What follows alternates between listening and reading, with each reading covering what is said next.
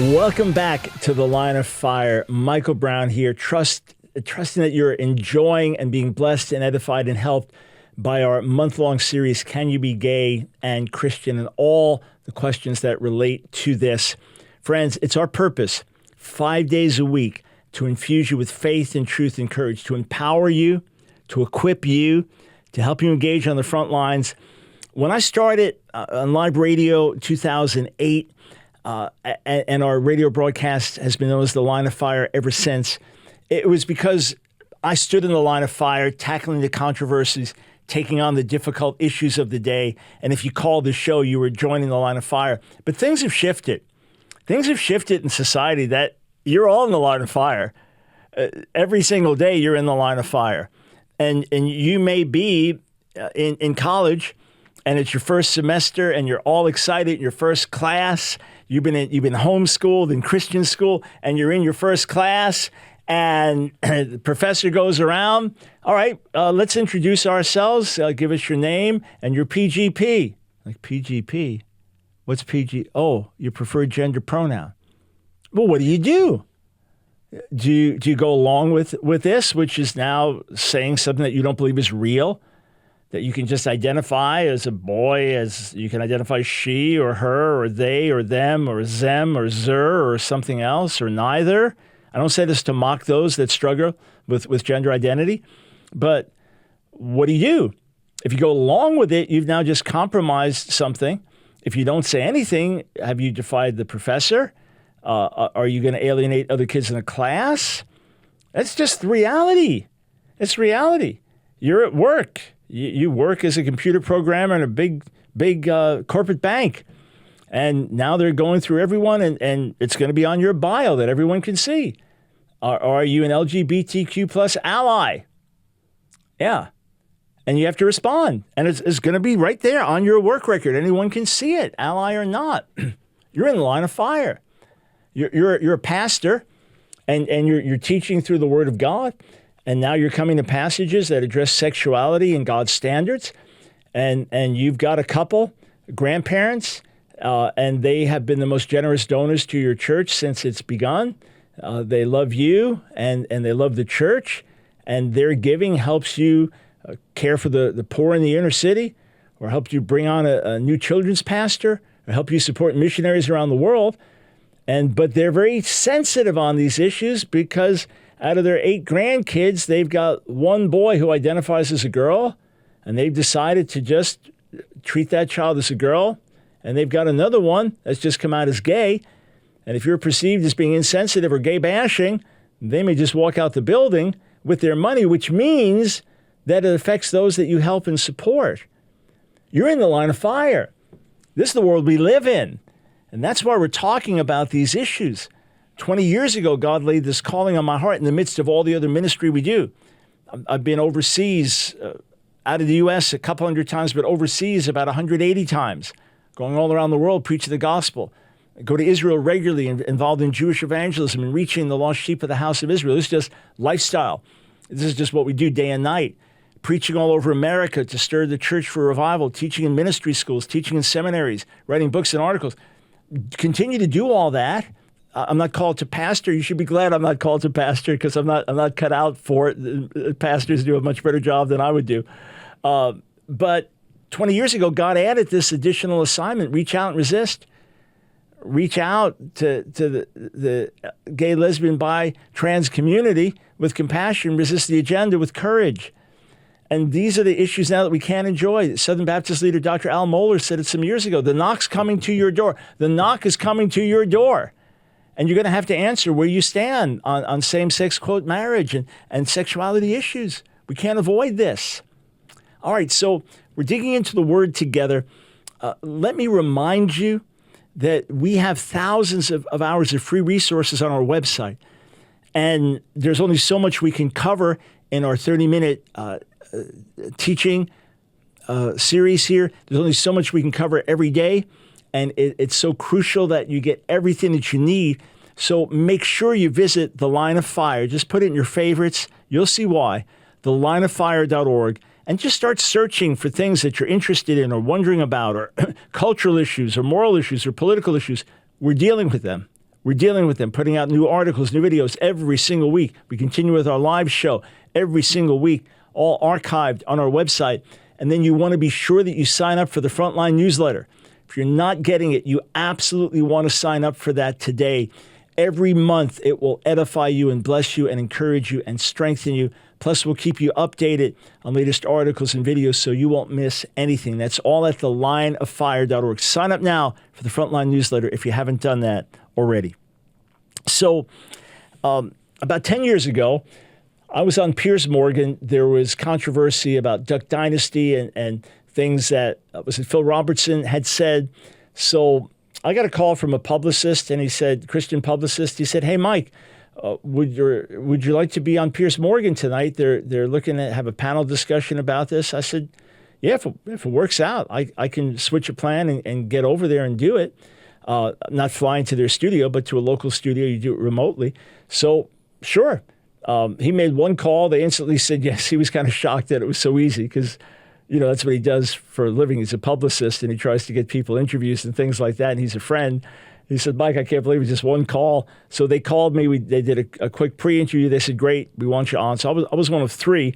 So along with Ben Ferguson, whom I didn't know, who is a conservative radio host, a younger man than me, and then Mark Lamont Hill, who was on CNN then, a professor and a cultural commentator whose views would be very, very different than mine, and then Piers Morgan in studio. So that was the panel discussion. So I just want to take you into this little excerpt with Piers Morgan challenging me and how I responded, and then we're going to unpack these things. There's a lot from so-called Christian... Well, wait a minute. I hear this a lot from so-called Christians. I'm a Christian, I'm a Catholic, and I can look at the Bible and say parts of it are obviously utterly ridiculous. There is a part of the Bible that says if you as a woman are not a virgin on your wedding night, you should be stoned to death. Clearly, that is not what Mr. Robertson is espousing today, because he would know that is ridiculous. There are lots of offensive things in the Bible. But let me ask you this, sir. As a Christian man, can you point to a single public utterance by Jesus Christ, the Christ in Christianity, about gay people or about a gay lifestyle? Can you name one single thing? Go to Sodom and Gomorrah. Of course, I'll name three for you, Pierce. Number one, in Matthew 5, Jesus said he didn't come to abolish the Torah, but to fulfill. He takes the sexual morals of the Torah to a higher level. Number two, in Matthew 15, he says all sexual acts committed outside of marriage defile the human being. And in Matthew 19, he says marriage, as God intended it, is the union of one man and one woman for life. Look, Jesus did not address wife beating or heroin shooting, but we don't use that argument for silence. But in point of fact, he, as a first-century Jew, of course he reinforced these things. And Pierce, right. I'd encourage you to restudy what Scripture says. We should love our neighbor as ourselves, but that doesn't mean that we approve everything of our neighbor. All right, so that was about 10 years ago, as I said, on Piers Morgan. Those of you watching it, like, Dr. Brown, you look a little different. Yeah, so I weighed a lot more now. I'm thin now, but I was heavy back then. And the funny thing is, when you're doing these things remotely, you just go to some local studio, and sometimes just a hole in the wall place, and you go in a room. It's just a little room, and it's completely dark. You just got a camera light on you, and you got an earpiece, so you don't see anything. You're just listening. And when it's time to dive in, and sometimes they tell you interrupt each other, to make it more lively, right? So you're trying to hear when you dive in, when you're being addressed, and listen. You just got the camera light on you.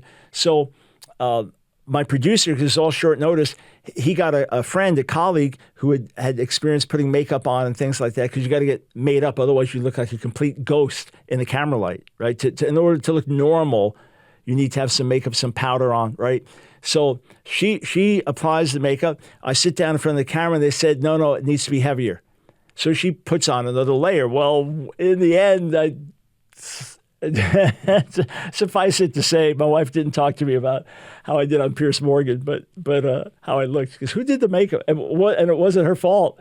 The gal who did the makeup, it was they told them put it on thicker. Maybe they wanted me to look funny. My joke since then has been, if they ever need to do a remake of The Mummy, then I'm the man. I'm the man. But so if you actually watch it, I guess what's the simplest way? Just go to YouTube, search for Dr. Brown, Piers Morgan, Mark Lamont Hill, Ben Ferguson, and you'll find excerpt, and it got a lot of plays. I mean, it got hundreds of thousands of views because it was a good excerpt, and we got to get the message out. So what I want to do is this. In fact, we'll take a quick break. We'll come back, and then I'm going to unpack this question. Did Jesus say anything about gay or being gay or same-sex practice or same-sex marriage? Did he say anything about that at all? We've got a quick announcement for you, and then we'll be right back. Staying active is essential for your well-being. Whether you're at the gym, strolling in the park, or enjoying hobbies, every step counts because movement is life. I'm Paul, a board-certified doctor of holistic health, and I want to introduce you to Trivita's beetroot gummies. Packed with nitrates, these gummies enhance vasodilation, giving you the boost you need to stay active. The natural power of beetroot supports energy, stamina, and healthy blood pressure. So whether you're gardening, dancing, or enjoying time outdoors, Trivita's beetroot gummies keep you energized. Don't let fatigue hold you back. Experience the energy-boosting, on-the-go benefits of Trivita's beetroot gummies today. Embrace life's opportunities to move and thrive with Trivita's beetroot gummies. Order today and use promo code BROWN25 to receive 25% off your order. As a new customer, 100% of the proceeds from your first order will go to support the Line of Fire radio broadcast. So call now, 1-800-771-5584, 1-800-771-5584, or online at trivita.com. Thanks for joining us on the Line of Fire. Michael Brown, delighted to be with you. So, when Piers Morgan asked me and said, show me one place in a public saying of Jesus where he said anything about gay or being gay. Now, of course, those terms weren't being used. Those concepts weren't being used. Rather, the issues were same-sex behavior, same-sex actions, same-sex relationships. The concept of gay or being gay is obviously a more recent concept. But did Jesus say anything about it? First point is you got to be very careful with arguments from silence. So as I asked on Piers Morgan, does Jesus say anything explicit about wife beating? Does Jesus say anything explicit about shooting heroin? Well, no, does that mean it's okay? It reminds me of a story of a man standing on a street corner in New York City clapping his hands. And someone walks by and says, "Sir, what are you doing?" He said, I'm keeping the crocodiles away. The guy says, "There's not a crocodile for 100 miles around here." He goes, "You see, it's working." It's the same ridiculous argument here. Jesus obviously believed in UFOs because he never said they were wrong. They never said it was a myth or a conspiracy theory. You see how foolish that is. Moreover, there was no need for Jesus to say anything about this. Remember, his name is Yeshua. He's called a rabbi, not a reverend. And so he's a respected Jewish teacher or leader in that day. And Judaism was very clear. The Torah was explicit, forbidding same-sex practice.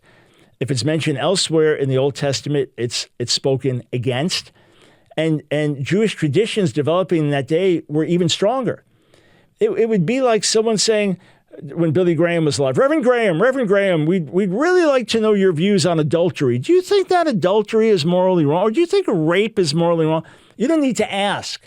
So you don't need to ask a first century Jewish rabbi what he believes about this because the Torah and then Jewish tradition that was developing taught really strongly against any form of same-sex behavior, especially men with men, because that was the more visible and the more prevalent.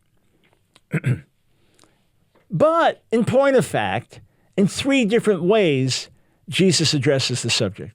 In three different ways. First, Matthew 5:17, Yeshua says, "Do not think I came to abolish the Torah or the prophets. I did not come to abolish, but to fulfill." So when it comes to blood sacrifices, temple priesthood, those kinds of things, he brings them to fulfillment. He becomes our great high priest.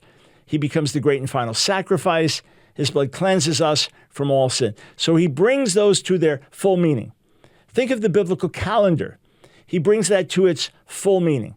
Passover is not just the liberation from Egypt, but the liberation of slavery from sin through the sacrifice of the greater Passover lamb. The first fruits is not just the designating as holy to the Lord the first fruits of the crops and harvest, but Jesus, Yeshua, the first fruits of those who rise from the dead, now specially dedicated to God. And then Pentecost, which comes next, the Feast of Weeks, Shavuot, not just the celebration on the biblical calendar, but the outpouring of the Holy Spirit in the New Testament. And the same way, Feast of Trumpets, which becomes Rosh Hashanah, the Jewish New Year, will be fulfilled with Jesus coming back with the blast of the trumpet. Yom Kippur, Day of Atonement, will be fulfilled with national cleansing for Israel. And lastly, Sukkot Tabernacles will be fulfilled with the ingathering of the nations to Jerusalem to worship the God of Israel. So Jesus, Yeshua, fulfills what's written in the Torah and the prophets, pointing to the Messiah's coming and mission. But what about moral standards of the Torah? What does he do with those? Well, he says, you've heard it written, you shall not murder. But I'm telling you, don't even hate in your heart. Don't hate in your heart. Don't be angry with your brother without cause. When it comes to adultery, you've heard it said, don't commit adultery. I'm telling you, it goes even further. Don't commit adultery in your hearts. So he takes the moral commandments and the commandments about sexual relations to a higher level than the Torah. So when it comes to a man sleeping with a man having sex with a man, he now takes this to a higher moral level. If it was wrong under the Torah, how much more is it wrong there? That's the starting point. Next, Matthew chapter 15. Matthew chapter 15. And again, these were all the passages I raised on Pierce Morgan. Jesus is talking about eating with unwashed hands. And if the food is unclean, does that defile you if you eat it? If you eat it, he says, no, it just passes through your body and is expelled. But, Matthew 15:19, but what comes out of the mouth proceeds from the heart, and this defiles a person. That's verse 18. Verse 19, for out of the heart come evil thoughts, murder, adultery, sexual immorality, theft, false witness, slander. These are what defile a person, but to eat with unwashed hands does not defile anyone.